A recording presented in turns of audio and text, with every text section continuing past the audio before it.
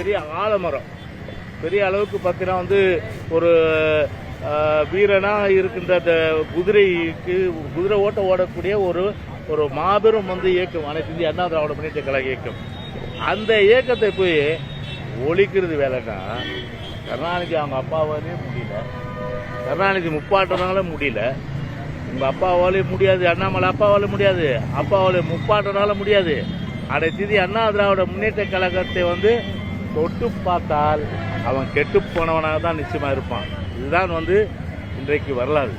எனவே எத்தனை 7 ஜென்ம அண்ணாமலை எடுத்தாலும் சரி, அனைத்து இந்திய அண்ணா திராவிட முன்னேற்ற கழகத்தை இனி அழிக்கிறதுக்கு ஒருத்தம் கூட பிறக்க முடியாது. அப்படி நேற்று பிறந்த குழந்தை இது, கிட்டத்தட்ட மூணு வருஷம் குழந்தை. இந்த குழந்தை பார்த்து 52 வருஷம் பெரிய அளவுக்கு அனுபவம் பெற்ற அனுபவசாலி, பெரிய அளவுக்கு வந்து இருக்கின்ற ஒரு ஆலமரம் போல இருக்கின்ற இயக்கத்தை அழிக்காம ஒழிக்காமடும்னா இன்னைக்கு விரக்தி. அண்ணாமலை பொறுத்தவரை என்னன்னா, லண்டன் போறாரு போல இருக்கு, ஒரு பக்கம் ஸ்டாலின் வந்து அமெரிக்கா போறாரு, 2 பேரும் போய் அங்கே என்ன பேசுறாங்கன்னு தெரியல.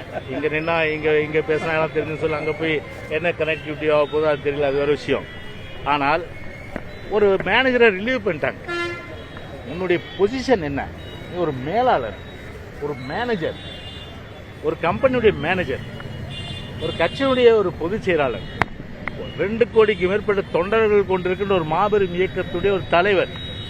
ஆனால் ஒரு மேனேஜர் போய் 2 கோடிக்கு மேற்பட்ட தலைவர்கள் கொண்டிருக்கின்ற ஒரு மாபெரும் இயக்கத்தையும் அதனுடைய பொதுச்செயலை இழிவுபடுத்துறான்னு சொன்னால், இந்த விட்டில் பூச்சி எல்லாம் இந்த கடைசி காலத்தில் என்ன ஆகுனா, இந்த பல்பு பெரிய அளவுக்கு பிரகாசம் எரியும், அப்புறம் பார்த்தா டப்புன்னு ஃபியூஸ் போயிடும். அந்த மாதிரி ஃபியூஸ் போன அண்ணாமலையாக தான் இன்னைக்கு நாட்டு மக்கள் பார்ப்பாங்க. அதில் இந்த வாய்ஜாலம், இந்த உதாறு, இந்த சவால் விடுறது, இதெல்லாம் பேச்சோட தான் உங்களுக்கு அடங்கும். எந்த காலத்திலும் சரி, ஆட்சின்றது உங்களுக்கு வந்து ஒரு பகல் கனவு தான், ஒரு காணல் நீர் தான். கோட்டை பக்கமே வர முடியாது, அதோட ஒரு எம்எல்ஏ சீட்டு கூட உங்களால் ஜெயிக்க முடியாது.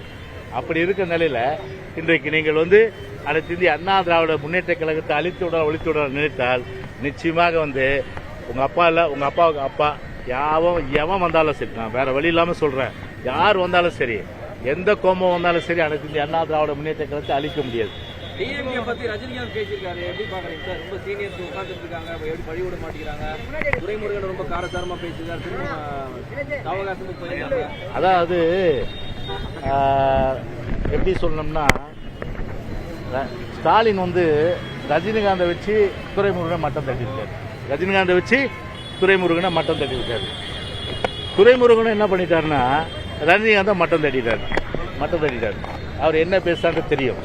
அதனால இது முழுக்க ஸ்டாலினால் முன்மொழியப்பட்டு யாரு ரஜினி பேசி அதன் மூலம் வந்து உதயநிதி வழிமொழிந்து இன்னைக்கு பாத்தீங்கன்னா பத்த வச்ச பரட்டன்ற மாதிரி டிவியில கூட பார்த்தேன். பத்த வச்ச பரட்டை அட்மிட் பண்றாரு, பத்த வச்ச பரட்டன்ற மாதிரி இன்னைக்கு பாத்தீங்கன்னா பத்த வச்சிட்டாரு இன்னைக்கு. அதனால அது நீர் பூத்த நெருப்பா அப்படியே புகஞ்சிட்டு இருக்கு. அதனால என்னைக்கு அது வந்து ஆக்சுவலா வந்து அது எரிமலை போல வெடிக்கின்றது தெரியல. அந்த அளவுக்கு வந்து இன்னைக்கு அவர் ஊருக்கு போறாரு இன்னைக்கு. அதனால ஊருக்கு போறதுக்கு முன்னாடி வந்து சென்ட்ரல் கவர்மெண்ட்டை பகிச்சிக்க கூடாது, யாரையும் பகிச்சிக்க கூடாது. இன்னைக்கு பார்த்தோன்னா தமிழ்நாட்டில் இன்னைக்கு செத்து சுண்ணாம்பா வர்றாங்க எல்லாம். கிட்டத்தட்ட மீனவர்கள் பார்த்தா தொடர்ந்து தாக்குதலுக்குள்ளாராங்க.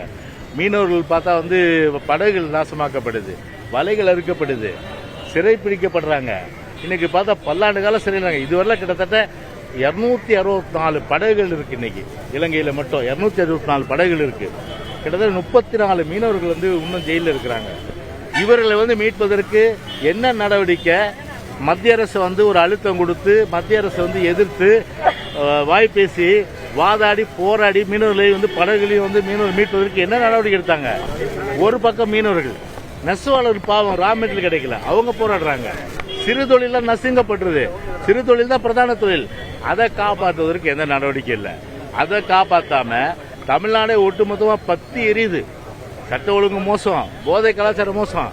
நாடு எக்கேடு கட்டு போனா என்ன, நான் அமெரிக்கா போறேன் முதலீடுன்னு சொல்லிட்டு ஈக்கிறேன்னு சொல்லிட்டு போயிட்டாரு. ஏற்கனவே ஜப்பான் போனாரு, ஒன்றும் இல்லை. அதே போல வந்து இது சிங்கப்பூர் போனாரு, ஒன்றும் கிடையாது. அதே போல துபாயில் போனாரு, ஒன்றும் கிடையாது. இப்படி அதெல்லாம் வந்து கணக்கு கொடுங்க, வெள்ளை பேப்பர் ஒயிட் பேப்பர் கொடுங்க. நாட்டு மக்கள் அதான் எதிர்பார்க்குறாங்க. எவ்வளோ எம்ஓஇ போட்டீங்க, எவ்வளோ வந்து இண்டஸ்ட்ரி ஃபங்க்ஷன் ஆகுது, அதே போல் எத்தனை பேருக்கு வேலை வாய்ப்பு கொடுத்தீங்க இவ்வளோ. ஆனால் இவ்வளவும் விட்டுட்டு இப்போ வந்து கார் ரேஸ், இந்த இன்டர்நேஷனல் கார் ரேஸ் அதிமுகவை யாராலும் ஒழிக்க முடியாது என்று செய்தியாளர்களின் சந்திப்பின் போது ஜெயக்குமார் பேசியிருக்கிறார். மேலும் பல்வேறு விஷயங்கள் குறித்து பேசியிருக்கிறார். தமிழக அரசு மீது பல்வேறு விமர்சனங்களையும் அவர் முன்வைத்திருக்கிறார். நடிகர் ரஜினிகாந்த், துரைமுருகன், ஸ்டாலின், உதயநிதி ஸ்டாலின் குறித்த விமர்சனங்களையும் அவர் முன்வைத்திருக்கிறார். மேலும் பல்வேறு விவரங்களை பின்னர் விரிவாக பார்க்கலாம்.